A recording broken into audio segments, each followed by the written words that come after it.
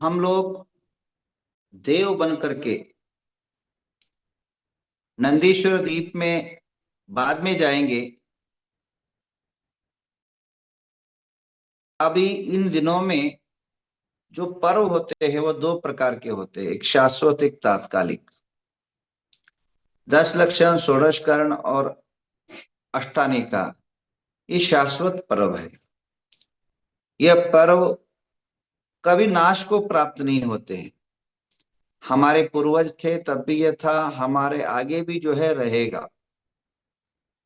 और ये देवी देवता तक अपने भोग विलास को त्याग करके अनेकों सुख सुविधा होने के बाद भी उसको त्याग करके नंदीश्वर द्वीप में जा करके, जो नंदीश्वर द्वीप में 56 जनाले की जो आराधना और विशेष पूजा अनुष्ठान देवी देवता भी करते हैं। तो हमें जो है वहां जा करके नहीं कर सकते, यहाँ बैठे बैठे जो है उस सिद्ध पुरुष सिद्धात्मा की आराधना करके अपने जीवन को सार्थक करेंगे। तो आप सभी से विशेष निवेदन है, आप अपने जीवन के अंदर बड़े रूप में नहीं कर सकते तो जितनी ताकत है उसके साथ तो आप जुड़ जाइए। मैंने बिगनिंग में लवंग से करवाया था, किसी को बादाम से करवाया था, किसी सुपार से भी करवाया था। जो पूजा अनुष्ठान है उतना ही इतना ही करना, कोई रूल्स नहीं होता है। आपकी जितनी हैसियत है, जितनी ताकत है उतना ही करना है। भाव नहीं बड़ा होना चाहिए। द्रव्य का महत्व नहीं है, चढ़ाने का महत्व नहीं है, आपका भावना कितना बड़ा हो रहा है, दिल कितना बड़ा है, उस पर बड़ा महत्व है। क्यों आपने बड़ा नारियल चढ़ा दिया, बहुत बड़ा एक 10,000 नारियल चढ़ाया और पत्नी के साथ घर में लड़ते बैठे और वही उसी मूड में घर में इसी मूड में आके बैठे और चढ़ाया, तो वो अग्नि के अंदर आहुति देने जैसी है।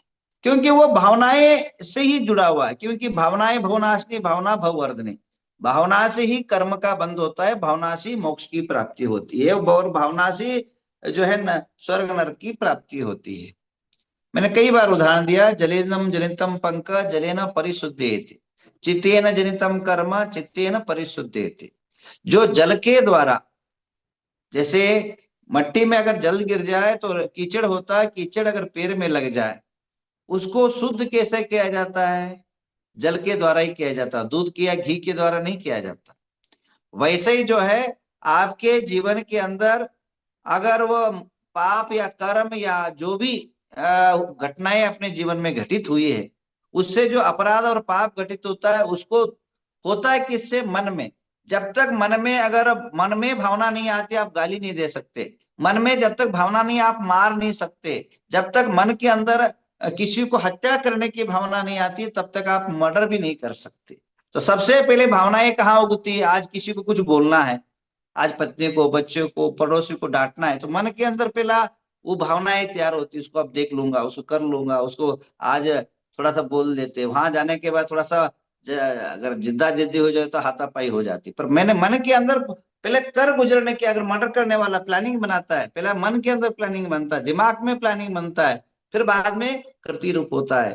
तो कहा है जलेनम जनितम पंक जलेन परिशुद्धेति, चितेनम जनितम कर्म चितेन परिशुद्धेति।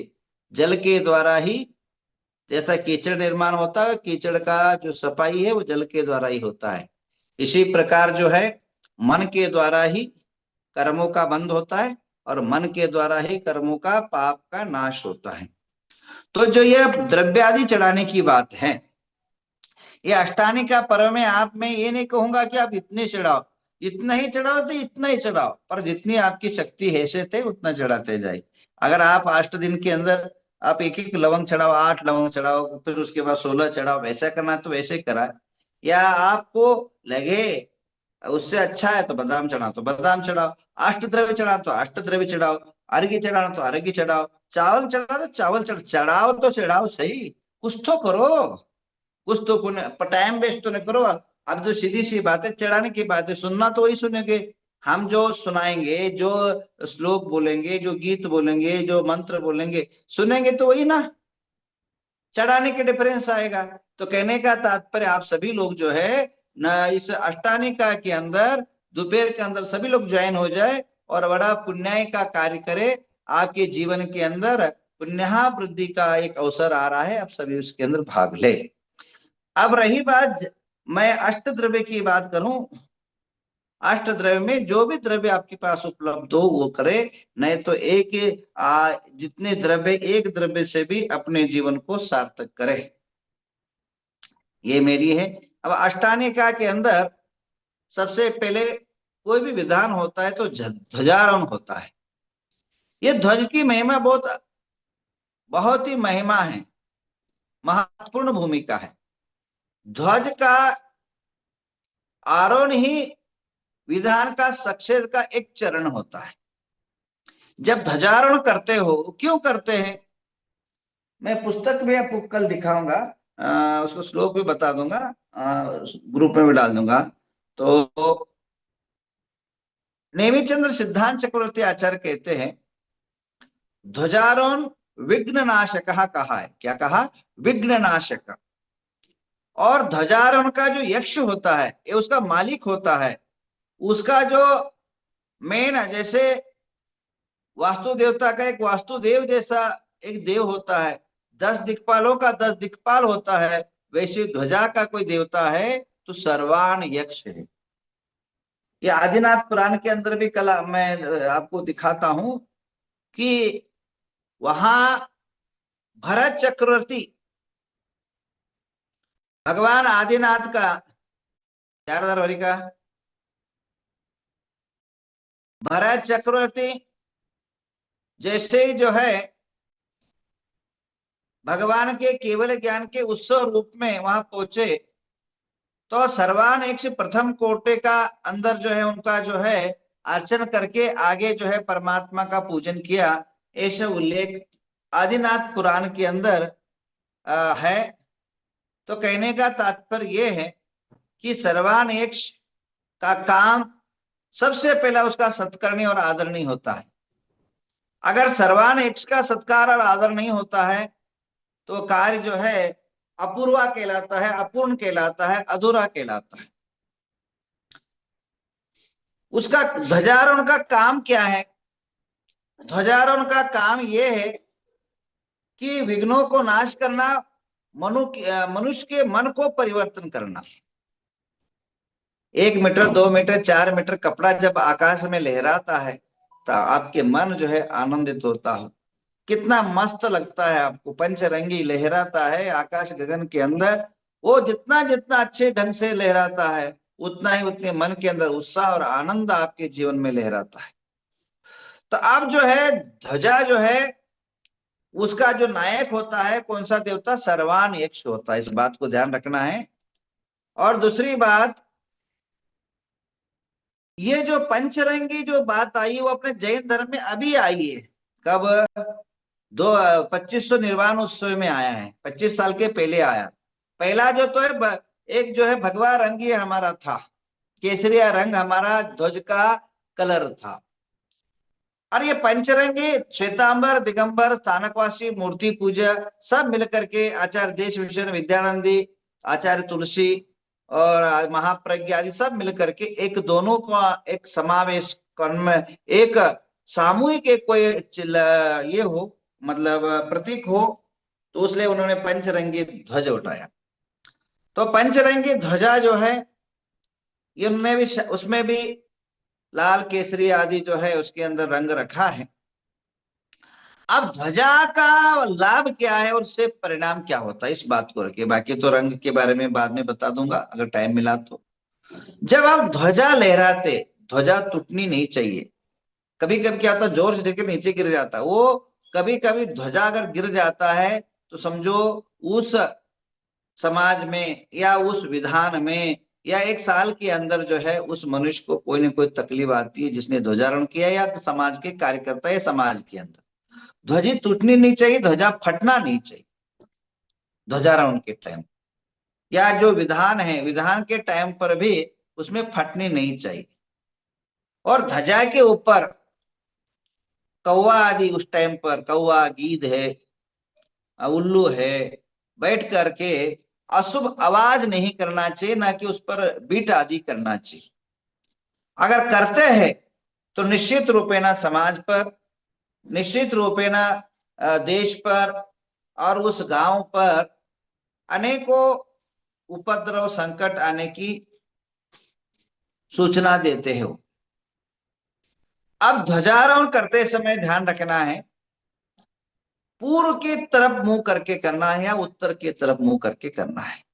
चारों तरफ खड़े हो जाते हैं, बाकी लोग चारों तरफ खड़े हो जाए तो कोई दिक्कत नहीं, परंतु जो ध्वजारोहण करता है और वहां के जो महाराज है, वहां के जो पंडित हैं, ये जो तीन प्रमुख जो पात्र हैं, वे सारे जो है पूर्व या उत्तर दिशा की तरफ मुंह करके आप लोगों को शुभ होता है और आगे भविष्य में अच्छा होता है। और एक बात, ध्वजा जब हिलता है, आप देख लेना, गौर कर लेना, अब ये मैं प्रैक्टिकल अनुभव, ध्वजा लहरा, ध्वजा अगर आप जैसे ही आरोहण करते हैं, अगर उसी टाइम लहराने लग जाए तो कार्यक्रम बहुत ही यशस्वी और सफलता होता है, ध्यान रखिए। और ध्वजा जब जब लहराता है तब तक वातावरण और आपका जो है कार्यक्रम बहुत ही शुभ और अच्छा संकेत प्राप्त होता है। आजकल जगह न होने के कारण वो कुंडी के अंदर, बाल्टी के अंदर वही डाल करके वही करते हैं, वो एक मन की शांति के अर्थ होता है, पर वास्तविक जो है ध्वजा गगन के अंदर ही लेना रहना चाहिए। एक किसी रूम के अंदर, कई लोग मैंने एक बार देखा, एक पंचकलन का झंडा रोहण एक मंगल कार्यालय के अंदर एक मिट्टी किसी पात्र में भर करके वहां ये डाल करके, छली डाल करके फिर वही ध्वजारोहण कर रहे। और ध्वजारोहण ध्वजारोहण नहीं है, एक प्रकार का क्या बोलते उसको, एक प्रकार काम काम चलानो बोलते, काम चलाओ काम है। वास्तविक ध्वजारोहण तो आकाश के अंदर ही लहराना चाहिए।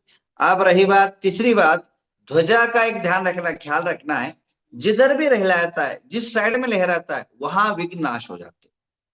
अगर व्यापारी वालों को, अगर कोई व्यापार करने वाले व्यक्ति है, अगर जिस विधान करते हैं और विधान करने के बाद जिस तरफ ध्वजा ले रहा है, जैसे पूर्व के तरफ ध्वज ले रहा है, तो आप विधान के बाद उस तरफ काम के लिए चले जाओ तो आपका व्यापार अच्छा होता है। साधु लोग अगर उधर तरफ विहार करे, उनका जो है स्वास्थ्य और आरोग्य बहुत अच्छा रहता है। अगर जहां ध्वजा रहने की, जिस साइड में ध्वजा ले रहा था, उस साइड में घरों की जो है अभिवृद्धि और समृद्धि निर्माण होता है। जिन जिन घरों के अंदर या जिन जिन गांव के अंदर जिस साइड में ध्वज लहराता है, उस साइड, उस कॉलोनी की तरफ के देख लेना, एक साल के अंदर उनका जो है लॉटरी का टिकट, तकदीर बदल जाता है, भाग्य जो है बदल जाता है। तो कहने का तात्पर्य यह है, ध्वजा जो है यह आप सबके लिए मंगलदायक माना है। ध्वजा जब आरोहण करे तब जो है एक मंत्र का जाप करे, नमो अरिहंतानम नहीं बोले, अरहंतानम स्वहा। क्या करें? अरहंतानम स्वहा, अरहंतानम स्वहा, अरहंतानम स्वहा। जिससे जो है जब भी कोई आपको पंच कल्याण प्राप्त हो या विधान प्राप्त हो या कहीं भी आप जाए, जिधर भी आप लोग क्या करते हैं, झंडारोहण के समय ऊपर देखते रहते, भाई ऊपर देखो, परंतु मुंह के अंदर एक मंत्र का जाप करो। वो मंत्र है अरहंतानम स्वा। उस ध्वजा का जो पुण्य है, उस ध्वजा का जो लाभ है, उस ध्वजा का जो आपके अनेकों प्रकार के सुख समृद्धि, वो आपके जीवन और परिवार में आ जाएगा। इसलिए जो है जब भी ध्वजारोहण के यहाँ पहुंचो, तब जो अरहंतानम स्वहा मंत्र का जरूर जाप करना। और उसी टाइम पर विधान के विधानाचार्य लोगों को भी एक सूचना है कि विधानाचार्य यूं सरसों फेंक देते हो, फेंकना उतना नहीं, सबसे पहले सरसों को जो है अभिमंत्रित करना होता है। सरसों को उठा के फेंकना, और सरसों के अंदर कोई चमत्कार नहीं रहता है। सरसों के अंदर चमत्कार करने के लिए मंत्र से अभिमंत्रित करना पड़ता है, तब सरसों के अंदर एक एनर्जी पावर रहता है और बुरी दृष्टि हट जाती है। तेल होता है, तेल जो सरसों का तेल बहुत स्ट्रांग होता है, अगर ऐसे ही अगर खोल दो तो आंख जलने लग जाती है। तो बुरी दृष्टि लोगों की जो कुदृष्टि है या कुभावनाएं हैं वो नाश के लिए सरसों चारों तरफ उस टाइम पर फेंका जाता है। तो अब उस टाइम क्या करें, ओम नमो अर्हते सर्व रक्ष रक्ष हूम फट स्वाहा से कम 27 बार या 108 बार जो है वह अभिमंत्रित करते हैं सरसों को, या फिर वर्धमान मंत्र से अभिमंत्रित करे। उसके बाद पूर्व दिशा में ये मंत्र बोले, ओम राम नमो अरहंतानम पूर्व दिशागत सर्व विघ्न निवारे निवारे माम रक्ष रक्ष स्वाहा। इस मंत्र को बोलते हुए पूर्व दिशा में सरसों फेंके। दोबारा मैं आपको दोहराता हूं, ओम राम नमो अरहंतानम पूर्व दिशागत सर्व विघ्न निवारे निवारे माम रक्ष रक्ष स्वाहा। देखिए आप फेंकिए, आपका कितना ही बड़ा विधान हो, कितना बड़ा अनुष्ठान हो, कभी भी आपको विघ्न और बाधाएं छू तक नहीं सकती है। मैंने अपने जीवन के अंदर ऐसे ऐसे अनुष्ठान करवाए, हजारों अनुष्ठान करवाए। एक पर एक दरूर करके गांव था, वहां जो है, टाइम हो चुका है, कल इसका डिटेल आपको बता देता हूं। तो दरूर करके गांव के अंदर जो है मंदिर बनाने वाला मर गया, मानस कम बनाने वाले मर गया, कुछ भी मंदिर में वहां अगर कोई दान देता था वो मर ही जाता था। यहां तक ख्याल ये हुआ कि जो यजमान सवाल लिया वो भी मर गया, और जिसने भी जो भी पहले कुछ भी किया तो सोने लग गया। लाट अंतुगत्वा 15-20 साल ऐसे ही पड़ा रहा।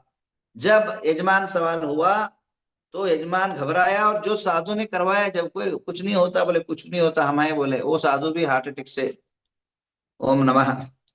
अब कहने का तात्पर्य, ऐसा विकट परिस्थिति मैंने फिर मेरे पास आए तो बोले हमारा ऐसा है। तो देखा वहां एक जो है जिस मंदिर जिसमें बनाया था वो एक अन्य धर्मीय स्ट्रांग जो है एक देवता का मंदिर था, उस पर इन्होंने मंदिर बनवाया था। वो उनको जो है पीड़ा दे रहा था।